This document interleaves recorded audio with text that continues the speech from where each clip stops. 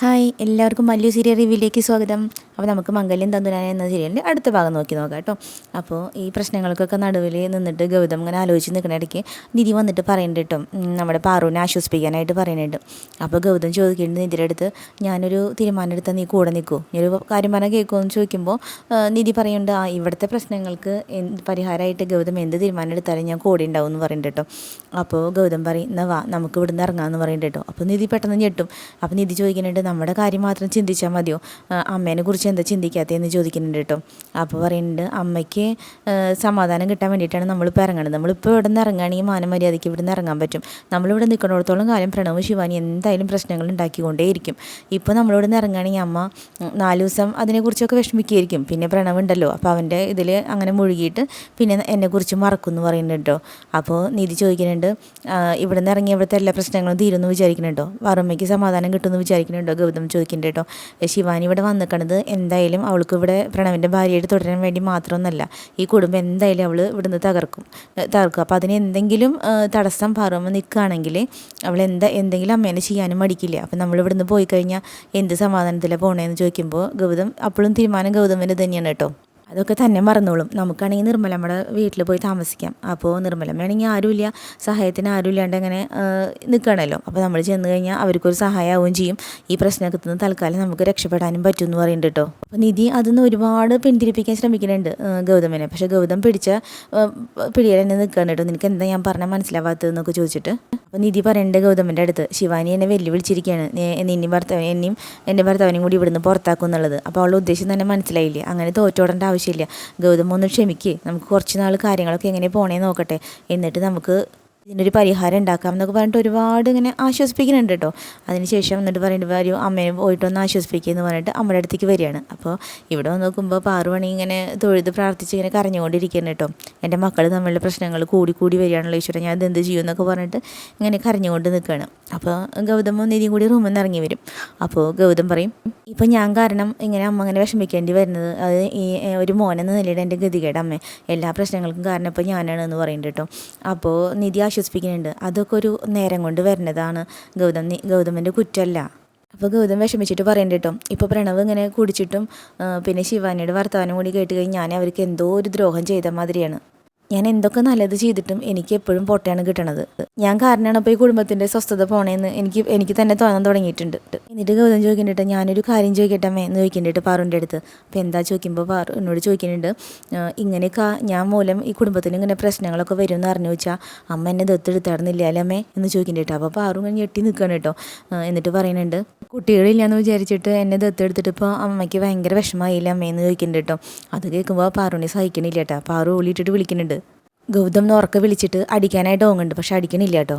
എന്നിട്ട് ദേഷ്യപ്പെട്ട് പറയുന്നുണ്ട്, നിന്നോട് ആരും ഇങ്ങനെയൊക്കെ സംസാരിക്കാം, നീ എന്തൊക്കെ ഇങ്ങനെയൊക്കെ സംസാരിക്കണേന്ന് പറയുന്നുണ്ട് കേട്ടോ. ഇനിയൊരു തവണ ഇങ്ങനെ സംസാരിക്കരുതെന്ന് പറയുന്നുണ്ട്.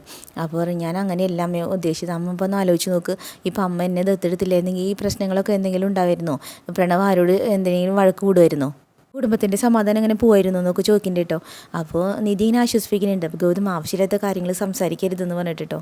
അപ്പോൾ നിധിയോട് പറയണേ, നീ ഒന്നും മിണ്ടായിരിക്കും നിധി എന്ന് പറയുന്നുണ്ട് കേട്ടോ. എന്നിട്ട് പാറുവിൻ്റെ അടുത്ത് പറയണ്ട, അമ്മേ ഞാൻ നന്നായി ആലോചിച്ചിട്ടൊരു കാര്യം തീരുമാനിച്ചിട്ടുണ്ട്. ഞാൻ എന്തായാലും വീട് വിട്ട് പോകാൻ തീരുമാനിച്ചു, എന്നാലും ഇവിടുത്തെ പ്രശ്നങ്ങളൊക്കെ തീരുള്ളൂ. ഈ പ്രണവ് ഈ കുടുംബത്തിൻ്റെ കുട്ടിയാണ്, ഈ വീട്ടിലെ കുട്ടിയാണ്. അപ്പോൾ അവൻ പോണേക്കാളും നല്ലതല്ലേ ഞങ്ങൾ ഇറങ്ങി പോണത്. അപ്പോൾ അവൻ എല്ലാ സ്വത്തും അവൻ എടുത്ത് അനുഭവിച്ചോട്ടെ, എനിക്ക് സന്തോഷമേ ഉള്ളൂ. ഇത് പറഞ്ഞ് മുഴുവനാക്കാനായിട്ട് മുന്നേ തന്നെ പാറു വായ പൊത്തിപ്പിടിച്ചിട്ടുണ്ട് കേട്ടോ. എന്നിട്ട് പറയുന്നുണ്ട്, എന്തൊരു കാര്യമാണോ ഞാൻ കേൾക്കാൻ ആഗ്രഹിക്കാത്തത് അത് തന്നെ ഇങ്ങനെ പറഞ്ഞുകൊണ്ടിരിക്കല്ലേ മോനെ, ഈ വീട്ടിലെ മോനെ ആരാൻ തീരുമാനിക്കേണ്ടത് ഞാനാണ് എന്നൊക്കെ പറഞ്ഞിട്ട് കുറേ അടിക്കണു ഇതൊക്കെ ഉണ്ട് കേട്ടോ. ഗൗതമിനെ കുറേ കെട്ടിപ്പിടിച്ച് കരയുന്നുണ്ട്, എനിക്ക് നീയും പ്രണവ് ഒരുപോലെ അല്ലേ മോനെ എന്നൊക്കെ ചോദിക്കുന്നുണ്ട് കേട്ടോ. എന്നിട്ട് പാറു പറയുന്നുണ്ട്, ഗൗതം നീ വന്നതിന് ശേഷമാണ് ഈ വീടിനൊരു രാശി ഉണ്ടായത്, അതുകൊണ്ടാണ് പ്രണവ് എൻ്റെ വയറ്റിൽ പിറന്നത് തന്നെ. നീ വന്ന് കയറിയതിന് ശേഷം ഞാനിങ്ങനെ സുഖമായിട്ട് ജീവിക്കാൻ തന്നെ തുടങ്ങിയത്, അത് ഇവിടെ എല്ലാത്തിനും കാരണം, എല്ലാ സന്തോഷത്തിനും കാരണം നീയാണ് അപ്പോൾ പറഞ്ഞിട്ട് പാറു ഇങ്ങനെ കെട്ടിപ്പിടിച്ച് കുറേ കരയുന്നുണ്ട് കേട്ടോ. അപ്പോൾ നിധി എത്ര പറഞ്ഞിട്ടും ഗൗതം അതന്നെ പറഞ്ഞു, നീ ഇവിടുന്ന് പോയി കഴിഞ്ഞാൽ ഞാൻ ജീവനോടെ ഉണ്ടാവില്ല. അപ്പോൾ പാറുവിൻ്റെ കരച്ചിൽ കാണുമ്പോൾ നിധി ചീത്ത പറയുന്നുണ്ട് കേട്ടോ ഗൗതമിനെ. ഞാൻ 100 പ്രാവശ്യം പറഞ്ഞതല്ലേ ഗൗതം അങ്ങനെ പറയരുത്, ഇപ്പോൾ കണ്ടില്ലേ, ഞാൻ വീണ്ടും പറയണം, പ്രണവിൻ്റെ പ്രശ്നങ്ങൾ നമുക്ക് തീർക്കാം, കുറച്ച് നാൾ പോയി കഴിഞ്ഞാൽ എല്ലാം ശരിയായി. അപ്പോൾ ഗൗതം പറയുന്നുണ്ട് കേട്ടോ, എല്ലാം ശരിയാവും എന്ന് നമ്മൾ വിചാരിച്ചുകൊണ്ടിരിക്കുകയാണ്. ചേട്ടനനിയന്മാർ തമ്മിലുള്ള പ്രശ്നം സ്വാഭാവികമാണ്. പക്ഷേ ഇവിടുത്തെ പ്രശ്നം അതല്ലല്ലോ. ഞാനും പ്രണവും ചേട്ടനനിയനും തമ്മിലല്ലല്ലോ, അങ്ങനെയല്ലല്ലോ. അതുകൊണ്ട് ഞാനിവിടെ ജീവിക്കും തോറും പ്രണവിന് എന്നോടുള്ള വെറുപ്പ് കൂടി വരികയുള്ളൂ. പ്രശ്നം വലുതായിട്ട് വലിയൊരു ഭൂകമ്പം ഉണ്ടാവും. അതിനേക്കാളും മുന്നേ നമുക്ക് ഇവിടുന്ന് പോകണതാണ് നല്ലത്. ആറ് ചോദിക്കണ്ട കേട്ടോ, അപ്പോൾ നീ എന്തായി പറഞ്ഞു വരുന്നത്? നീ എന്നെ വിട്ടിട്ട് പോകുന്നാണോ പറഞ്ഞു വരുന്നത് എന്ന് ചോദിക്കണ്ട കേട്ടോ. അപ്പോൾ ഗൗതം പറയുന്നുണ്ട്, അമ്മ സന്തോഷമായിട്ട് എന്നെ പറഞ്ഞയക്കണം, ഇവിടുന്ന് പുറത്താക്കണം എന്ന് പറയുന്നുണ്ട് കേട്ടോ. അത് കേട്ടപ്പോൾ പാറു ഷോക്ക് അടിച്ച പോലെ നിൽക്കണം കേട്ടോ. അപ്പോൾ നിധിക്ക് മനസ്സിലായി കാര്യങ്ങൾ വഷളായി പോയിക്കൊണ്ടിരിക്കുകയെന്ന്. നിധി ആവുന്നതോട് തടയാൻ ശ്രമിക്കുന്നുണ്ട്. പാറു ആണെങ്കിൽ ഗൗതമനെ തൊട്ട് തലോടി പിടിച്ചിട്ട് പറയുന്നുണ്ട്, നീ എൻ്റെ ജീവനാണ് മോനെ, നിന്നെ ഒരിക്കലും പറഞ്ഞുവിടെ എനിക്ക് പറ്റില്ല എന്നൊക്കെ പറയുന്നുണ്ട് കേട്ടോ. അപ്പോഴും ഗൗതം ഇതന്നെ പറഞ്ഞുകൊണ്ടിരിക്കണം. എൻ്റെ ഇടയ്ക്ക് നമ്മുടെ പാറുവിന് ഭയങ്കരമായിട്ട് ദേഷ്യം വരികയാണ് കേട്ടോ. ദേഷ്യം സങ്കടം കൂടിയിട്ട് ഗൗതമനെ പിടിച്ചിട്ട് തള്ളുന്നുണ്ട്. എന്നാൽ പിന്നെ നീ പോ, ഞാൻ പറഞ്ഞത് കേൾക്കണില്ല, നീ പോണേറ്റ് മുന്നേ നീ എൻ്റെ ശവം കൂടി കണ്ടിട്ട് പോയാൽ മതി എന്ന് പറയുന്നുണ്ട് കേട്ടോ. അപ്പോൾ പെട്ടെന്ന് ഗൗതം ഇങ്ങനെ തിരിഞ്ഞ് നിൽക്കുകയാണ് കേട്ടോ. എന്നിട്ട് പാറു പറയണം, ഞാൻ ഉള്ള കാരണമല്ലേ ഇവിടുന്ന് എല്ലാവരും പോവാതെ പിടിച്ച് വെച്ചിരിക്കണേ. ഞാൻ എൻ്റെ കാലം കഴിഞ്ഞാൽ പിന്നെ കുഴപ്പമില്ലല്ലോ, എൻ്റെ മരണശേഷം പിന്നെ എല്ലാവർക്കും അവരുടെ വഴി തേടി പോവാലോ, എല്ലാവരും എന്ന് പറഞ്ഞിട്ട് പിന്നെ പിടിച്ചു കൊണ്ടുവരണം കേട്ടോ. പക്ഷേ അതിൻ്റെ ഇടയ്ക്ക് പാറുവിന് താങ്ങാൻ വയ്യാത്ത വിധം നെഞ്ചുവേദന വരുന്നുണ്ട്. പാറു നെഞ്ചിങ്ങനെ അമർത്തി പിടിക്കുന്നുണ്ട് കേട്ടോ. അപ്പോൾ ഇവർ പിടിക്കാൻ പോകുമ്പോൾ പാറു അവരെ തള്ളിയിടുന്നുണ്ട്. എന്നിട്ട് പറയുന്നുണ്ട്, എല്ലാവരും പൊക്കോ എന്ന് പറയുന്നുണ്ട് കേട്ടോ. അങ്ങനെ കരഞ്ഞിട്ട് നമ്മുടെ പാറു ബോധം കെട്ട് വീഴാണ്. അപ്പോഴേക്കും നിധി ഗംഭീര കരച്ചിൽ തുടങ്ങി. എന്നിട്ട് നിൽക്കുന്നേരം കൂടി ഗൗതമിൻ്റെ അടുത്ത് പറയുന്നുണ്ട് കേട്ടോ, വേഗം വണ്ടി വിളിച്ചിട്ട് ഹോസ്പിറ്റലിലേക്ക് പോകാൻ വേണ്ടിയിട്ട്. അങ്ങനെ വണ്ടി എടുത്ത് ഹോസ്പിറ്റലിലേക്ക് എത്തിയിട്ടുണ്ട്. അപ്പോഴും നിധി കരഞ്ഞ് വിളിച്ചിട്ട് ഗൗതമിൻ്റെ അടുത്ത് ചോദിക്കുന്നുണ്ട് കേട്ടോ, ഞാൻ പറഞ്ഞതല്ലേ 100 തവണ ഞാൻ പറഞ്ഞതാണ്, അത് അമ്മയ്ക്ക് താങ്ങില്ല, അങ്ങനെ പറയരുതെന്ന് പറഞ്ഞതല്ലേ ഗൗതം ഇപ്പോൾ കണ്ടില്ലേ എന്നൊക്കെ പറയുന്നുണ്ട് കേട്ടോ. അങ്ങനെ വേഗം ഇവിടെ കൊണ്ടുവന്നു. അപ്പോൾ ഡോക്ടർ നോക്കി എന്ത് പറ്റിയതെന്ന് ചോദിക്കുമ്പോൾ പറയുന്നുണ്ട്, ഞങ്ങൾ അറിയില്ല, പെട്ടെന്ന് ഇങ്ങനെ വർത്താനം പറഞ്ഞിരിക്കുന്നതിൻ്റെ ഇടയ്ക്കാണ് തലച്ചുറ്റി ബോധം പോയി വീണതാന്ന് പറയുന്നുണ്ട് കേട്ടോ. അപ്പോൾ ഗൗതം ഡോക്ടറിനെ പിടിച്ചു നോക്കിയിട്ട് പറയുന്നുണ്ട്, BP ഭയങ്കര ലോയാണ് എന്ന് പറഞ്ഞിട്ട് എന്തായാലും അകത്തേക്ക് കയറ്റാൻ പറഞ്ഞിട്ട് പാറുവിനെ അകത്തേക്ക് കൊണ്ടുപോയിട്ടുണ്ട് കേട്ടോ. അപ്പോൾ ഇവർ ചോദിക്കുന്നുണ്ട്, കുഴപ്പമൊന്നുമില്ലല്ലോ ഡോക്ടർ എന്ന് ചോദിക്കുന്നുണ്ട് കേട്ടോ. BP കുറഞ്ഞുകൊണ്ട് കുറച്ച് ക്രിറ്റിക്കലാണ്, എന്തായാലും ഞാൻ നോക്കട്ടെ എന്നും പറഞ്ഞിട്ട് അകത്തേക്ക് പോയി. അപ്പോൾ നിധി ഇങ്ങനെ കരഞ്ഞിട്ട് ഗൗതമനെ ഒരുപാട് കുറ്റപ്പെടുത്തിക്കൊണ്ടിരിക്കുന്നുണ്ട് കേട്ടോ. അത് കഴിഞ്ഞ് കുറച്ച് കഴിയുമ്പോൾ ഡോക്ടർ പുറത്തേക്ക് വന്നു. അപ്പോൾ നിധി ഇങ്ങനെ ഉള്ളിൽ കൂടെ നോക്കുന്നുണ്ട്, ട്രീറ്റ്മെൻറ്റൊക്കെ നോക്കുന്നുണ്ട് കേട്ടോ. ഗൗതം അങ്ങനെ ആകെ തളർന്ന് നിൽക്കുകയാണ്. അപ്പോൾ ഡോക്ടർ വരുമ്പോൾ ചോദിക്കുന്നുണ്ട്, ഈ കുഴപ്പമൊന്നുമില്ലല്ലോ അല്ലേ ഡോക്ടർ എന്ന് ചോദിക്കുമ്പോൾ പറയുന്നുണ്ട്, രണ്ടുപേരും വാന്ന് പറഞ്ഞിട്ട് ഡോക്ടർ കൊണ്ടുപോകുന്നുണ്ട് കേട്ടോ. അപ്പോൾ ഇവർ ചെന്നിട്ട് പറയുന്നുണ്ട്, ഇവരോട് ഇരിക്കാൻ പറയുന്നുണ്ട്. അപ്പോൾ ഗൗതം പറഞ്ഞിട്ട്, ഇരിക്കണ്ട, എന്താ ഈ അവസ്ഥ ഒന്ന് പറഞ്ഞു, കുഴപ്പമൊന്നുമില്ലെന്ന് പറഞ്ഞാൽ മതി എന്ന് പറഞ്ഞിട്ട്, അത് പറയാനല്ലേ വരുന്നത്, ഇരിക്കൂ എന്ന് പറയുന്നുണ്ട് കേട്ടോ. അങ്ങനെ രണ്ടുപേരും സമാധാനം അല്ലാണ്ട് ഇരിക്കുകയാണ്.